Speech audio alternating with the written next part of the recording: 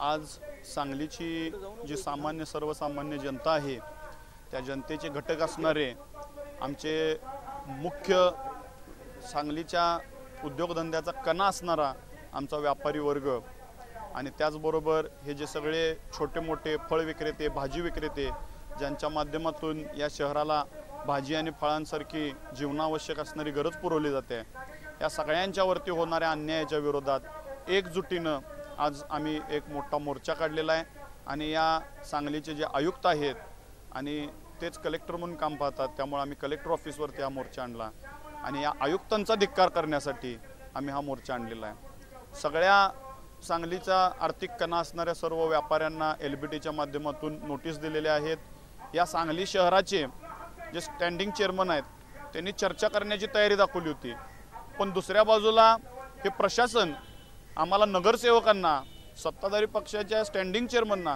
कुणालाही न जुमानता या संपूर्ण शहरातील व्यापाऱ्यांच्या वरती LBT वसुलीची नोटीस काढतात। त्या नोटीसमध्ये ते असं म्हणतात की तुम्ही तिथं जाऊन पैसे भरा आणि त्याची पावती आणून मला दाखवा आणि मला दाखवल्याशिवाय तुम्ही या शहरात राहायचं नाही, नाहीतर तुमच्यावरती फौजदारी दाखल केली पाहिजे।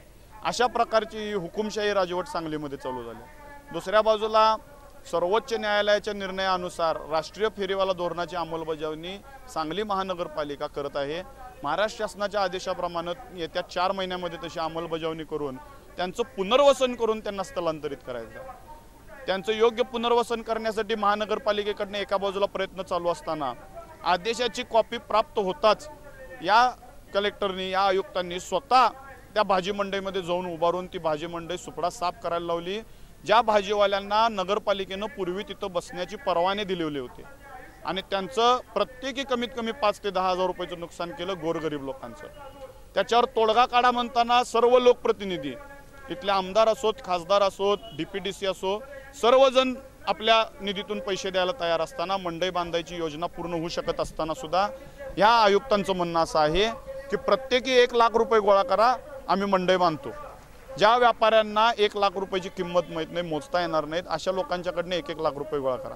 म्हणजे हुकुमशाही पद्धतीने चाललेला थोडक्यात हा कारभार आहे आणि हा कारभार रोखायसाठी या सांगलीमध्ये कुठलाही मोठा उद्योगधंदा आज मंदीच्या काळात व्यवस्थित चालत नाही आहे।